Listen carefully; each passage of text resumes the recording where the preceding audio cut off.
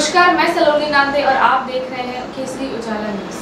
Bharatiya Janata party के नेता अशोक चव्हाण ने नागपुर से गोवा के beach Balraj शक्तिपीठ महामार्ग पर अपना बयान दिया है।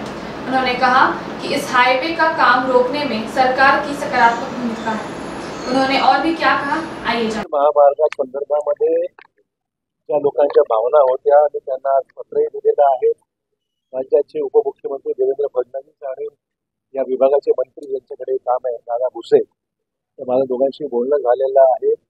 त्यांनी सुद्धा सदैव काम थांबवण्याच्या बाबतीमध्ये एकंदरीत भूमिका सकारात्मक घेतलेली आहे। त्याचे औपचारिक जे आदेश आहेत ते पारित होणं अपेक्षित आहे, पण सकारात्मक त्यांची भूमिका या बाबतीमध्ये आहे की लोकांचा विरोध राज्यामध्ये फक्त नांदेडच नाही सर्वत्र त्याचा विरोध असल्यामुळे त्याच्या बाबतीमध्ये कुठलेही तुम्ही पुढं निर्णय घेऊ नये अशा प्रकारची अपेक्षा व्यक्त केली। बहुधा ते काम त्यांनी मान्यच केलंय, रितसर त्याचे आदेश पारित होतील। म्हणजे भोकरमध्ये तर कामच असं आहे, आपल्याला माहिती आहे राज्याचा अर्थसंकल्प आता लवकर होणार आहे।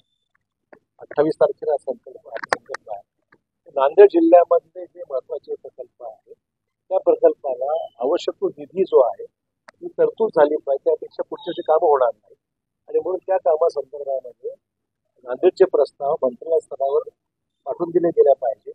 काही ठिकाणी मोजणी झालेली नाही, काही ठिकाणी तरतुदी कमी आहेत, या सगळ्या गोष्टीचा पाठपुरावा करावा लागतो। तो पाठपुरावा मी आज बसून त्याच्यावर आणि सिंचनाची आता आपल्याकडे मधल्या काळामध्ये जलसंधारणाची कामं मंजूर करून आणली होती, इरिगेशन डिपार्टमेंटची काही कामं मंजूर करून आणली होती।